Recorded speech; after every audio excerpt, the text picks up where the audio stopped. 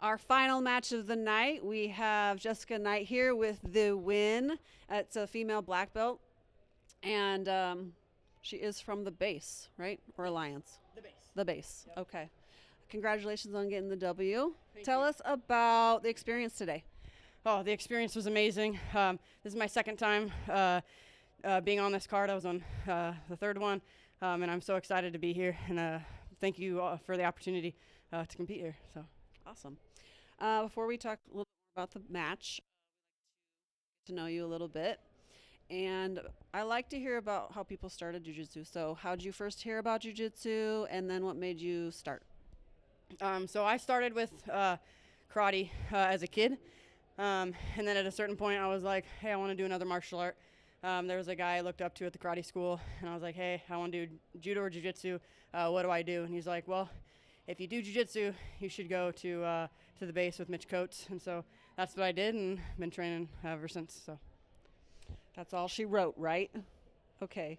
So what do you enjoy most about practicing? I just love learning new things.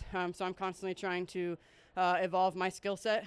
Tonight, one of the big things I wanted to do was practice my stand-up and see where it was. I knew Stephanie was a game opponent standing, and she's a savage, and so I just wanted to see where my skill set lied in a different area. And so my favorite thing about jiu-jitsu is definitely just learning. Endless opportunities to learn, right? And so this can be something that's on the mats, off the mats. Share with us any dreams or aspirations that you have. Uh, you said on or off? Okay, so jiu-jitsu is one of the biggest things that that I have most of my goals and dreams in. I want to win some major titles at the black belt level, especially in IBJJF, but I want to win the title here, and so I just want to keep winning in jiu-jitsu, and not necessarily winning, but just growing and seeing where that takes me.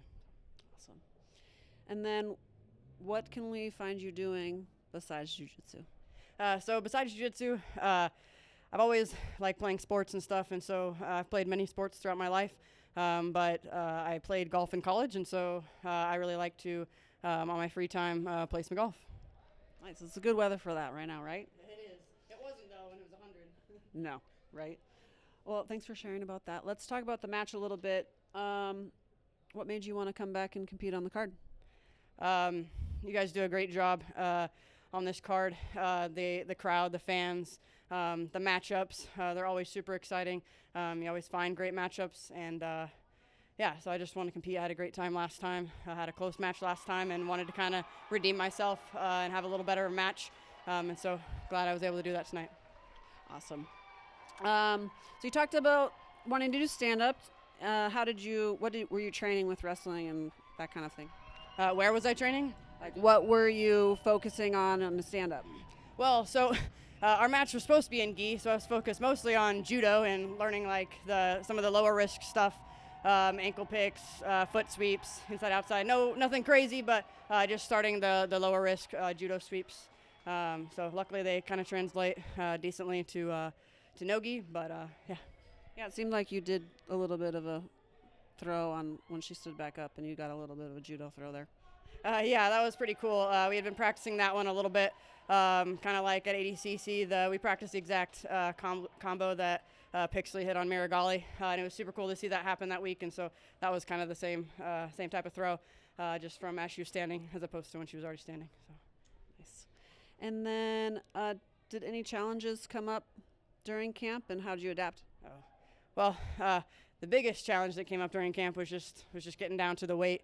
Unfortunately, I wasn't able to make the weight, but there was always, and then I would say, like, coming back from Master Worlds, mentally my mindset was not as good as what I wanted it to be, but I just kind of flipped a switch one day and was like, it doesn't really matter how I feel about my jiu-jitsu right now. We only have one goal, and that's putting my best self out there tonight, and so what's happened in the past doesn't matter. Let's just focus on the future, and that's all we can control. Yeah, there's a lot of self-talk that goes all the time, right? For sure. Fun times. Okay, so want to play a game. It's word association. I'm going to say a word, and then you have to say the first word that comes to your mind. Perfect. Anything goes, okay? All right. Position. Before submission. Jiu-jitsu. The best martial art. Finish. Armbar. Lock. Ankle. No gi. Hard. Gi. Fun. Top. Position. Food. Pizza. Travel.